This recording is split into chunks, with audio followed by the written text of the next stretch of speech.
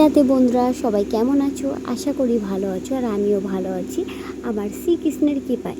তো দেখো, আমি কিন্তু এখন বসে পড়েছি জোড়া উনুন বানাতে। একটা উনুনে রান্না চাপালে রান্না করতে করতে ঘরের বউদের অনেক দেরি হয়ে যায়, তাই আমি একটা খুব সুন্দর জোড়া উনুন বানাতে চলে এসেছি। এই উনুনটা কিন্তু একটা দিদিভাই আমাকে অনেক রিকোয়েস্ট করেছে যে কীভাবে জোড়া উনুন বানাবো খুব সহজে, সেটাই দেখো। তো আমার মধ্যে জানা এই একটা উনুন আমি বানাচ্ছি, জানি না তোমাদের কাছে কতটা সহজ বলে মনে হবে। আমার কাছে সহজ বলে মনে হলো তাই আমি বানালাম। তো চলো, আমি কিন্তু একটু দাগ দিয়ে নিয়েছি যে এই সমান করে আমি উনুনটা বানাবো। সেই সমান করেই কিন্তু আমি মাটিগুলো দিয়ে দিচ্ছি। নিচে থেকে মাটি ভালো করে যতটা হাইট করব ততটা মাটিগুলো একের পর এক সাজিয়ে তারপরে মাটিগুলোকে আমি সমান করব। আর মাটিগুলো একটু শক্তই ছিল, আর বুঝতেই তো পারছো এখন বর্ষাকাল, মাটিগুলো অনেকটা শক্ত হওয়ার কারণে কিন্তু তাও করা যাচ্ছে। আর বেশি নরম হলে তো করাই যেত না, তো মাটি একটু শক্ত হয়েছে, একদিক দিয়ে ভালোই হয়েছে। এখন তো আমার সব দিকের মাটিটা দেওয়া কমপ্লিট হয়ে গেছে। এবার আমি মাটিগুলো সমস্ত দিকটা সমান করে নেব। তবুও কিছুটা মাটি কিন্তু এখনও আমাকে আনতে হবে এই সাইডে দেওয়ার জন্য। ওইদিকে দেখো কত নিচু হয়ে আছে। আর সত্যি তোমাদেরকে অসংখ্য ধন্যবাদ, তোমরা এত ভালোবাসা দিয়েছো আমার এই উনুনগুলো, তোমরা খুব ভালোবাসো, তো তাই জন্য তোমাদেরকে অসংখ্য অসংখ্য ধন্যবাদ এত ভালোবাসা দেওয়ার জন্য। তো দেখো, আমি কিন্তু সমস্ত জায়গার মাটি এখন দেওয়াটা কমপ্লিট হয়ে গেছে। আর এবার একে একে আমি সমস্ত দিকটা কিন্তু টেনে সমান করে নেব। আর বন্ধুরা, এইভাবে কিন্তু যদি আমাদের একটা সুন্দর উনুন থাকে, তারপরে রান্না করতে আর কি চিন্তা। অনেকেই তো উনুনের কাছে আসতেই চায় না, আবার অনেকেই তো উনুনে রান্না করতে খুব ভালোবাসে, কারণ উনুনের রান্নাগুলো অনেকটা টেস্টি হয়। কী আর করবো বলো, আমরা হচ্ছে ঘরের বউ, আমাদের তো সমস্ত দিকে খেয়াল রাখতে হবে না। উনুনে রান্না করলে যতটা ঝটপট হয় ততটাই কিন্তু টেস্টিও হয়, কিন্তু গ্যাসে রান্না করলে অতটা খাবারের টেস্টি হয় না, কিন্তু ঝটপট হয়। দেখো, আমি কিন্তু তোমাদের সঙ্গে কথা বলতে বলতে আমার অনেকটা কমপ্লিট হয়ে এসেছে এই দিকটা। এবার আমি ওই দিকটায় কমপ্লিট করে নেব। সমস্ত ধারগুলো সমস্ত দিকগুলো ভালো করে খেয়াল করতে হবে সমান হচ্ছে কি না, কারণ উনুনটাই যদি সমান না হয়, টেরা বেঁকা হয়, দেখতেও যেমনটা খারাপ লাগবে তেমনটা রান্না করতেও ইচ্ছে হবে না। সুন্দর উনুন থাকলে সুন্দর সুন্দর রান্না করতে বসে বসে কার না ইচ্ছে করে বলো তো। তো আমার তো সুন্দর সুন্দর উনুনে রান্না করতে খুবই ভালো লাগে, আর সুন্দর সুন্দর রান্না খেতে আমারও খুব ভালো লাগে। বিশেষ করে সে যে কবে রান্না করছি সেটাই আমার মনে নেই, কারণ সংসারে বাঁচাতে বাঁচাতে এটাও আমি ভুলে গেছি যে গ্যাস আদৌ খরচা করা যায় কিনা। আর জানো তো, হ্যাঁ, আমাদের এতটা পরিমাণে কাঠ আছে যে গ্যাসে রান্না করার কোনো প্রয়োজন পড়ে না। তবে হ্যাঁ, অনেক লোক আসে যখন কোনো অনুষ্ঠান বা কোনো কিছু একটা হয়, যখন বাড়ি অনেক লোকজনের চাপ বাড়ে, তখন গ্যাসে রান্না হয়, কারণ অনেক পদে রান্না হতে গেলে তো একটা উনুনে বা জোড়া উনুনে রান্না করা সম্ভব নয়, তাই গ্যাসের দিকেও কিছু চাপাতে হয় যাতে তাড়াতাড়ি হয় এবং অতিথিদের ভালো করে যত্ন আপ্যায়ন করা যায়। তো তোমাদের সঙ্গে কথা বলতে বলতে আমার কিন্তু উনুনটা প্রায় কমপ্লিটের দিকে, আবারও এখন হতেও অনেক বাকি। আসলে ধৈর্য এবং সময় নিয়ে যদি কাজ করা যায়, সেই জিনিসটা যে এতটা সুন্দর হয় সেটা কল্পনার বাইকায়।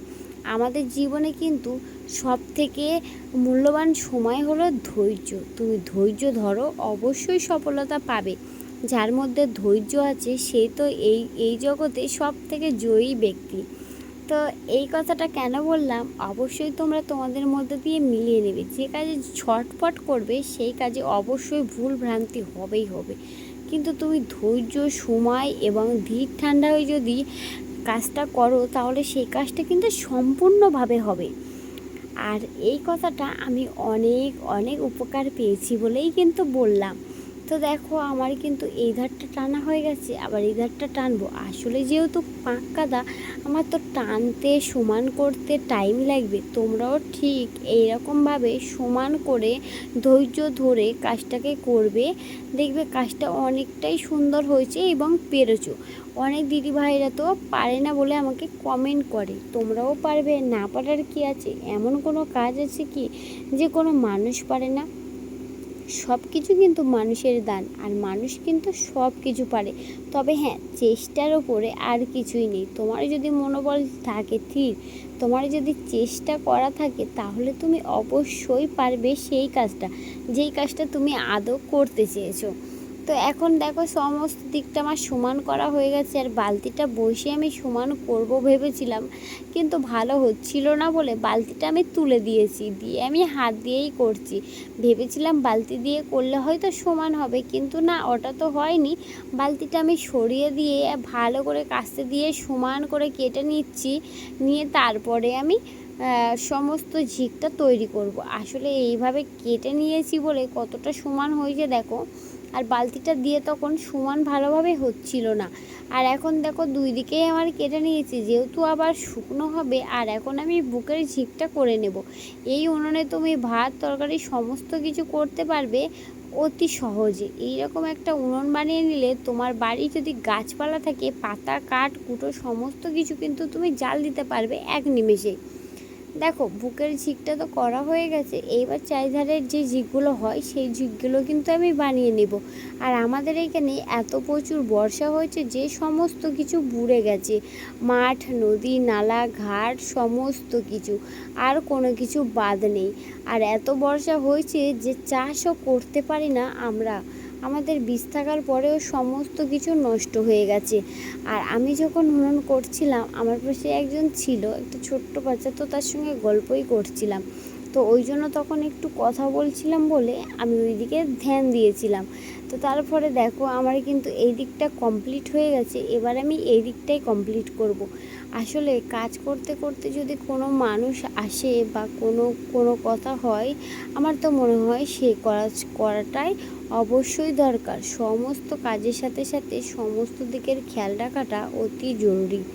তোমরা কি বলো? একমত হলে অবশ্যই কমেন্ট করে জানিও। এখন কিন্তু আমার পুরোপুরি কমপ্লিট হয়ে গেছে ঝিকগুলো করা, এবার একটু ভালো করে হাত দিয়ে সমান করে নেব।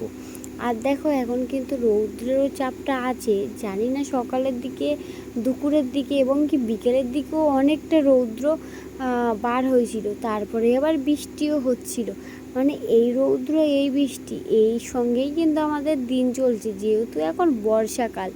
আর বৃষ্টির কারণে এখন অনেক ক্ষয়ক্ষতি হচ্ছে, জানি না অনেক মানুষ তো পাট চাষ করছে, তাদের এই বৃষ্টির কারণে অনেকটা ক্ষতি এবং পাট শুকনো অনেকটা কষ্টকর হচ্ছে।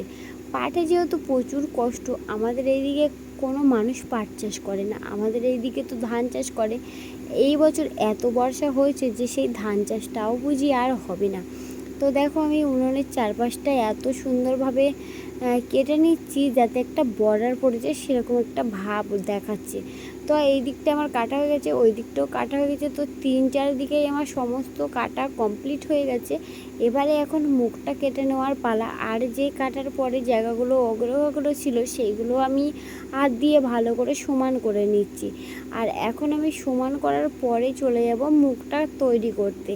আর অতি সহজে কিন্তু একটা সুন্দর উনুন আমি বানিয়েছি, তোমরাও চাইলে এইরকম উনুন বানিয়ে নিতে পারো খুব সহজে। এই উনুনে কিন্তু তুমি পাতা কাঠ কুটো সমস্ত কিছু জাল দিতে পারবে অতি সহজে। এখন দেখো আমার উনুনটা কমপ্লিট হয়ে গেছে, মুখটাও কাটা কমপ্লিট হয়ে গেছে। এইভাবে কিন্তু তোমরা চাইলে বানিয়েই নিতে পারো খুব সহজে। একবার ট্রাই করে দেখো, খুব সুন্দর জ্বলবে এবং খুব তাড়াতাড়ি হবে। তো আর ভিডিওটা ভালো লাগলে লাইক করো। তো চলো টাটা বাই বাই, সবাই ভালো থেকো সুস্থ থেকো।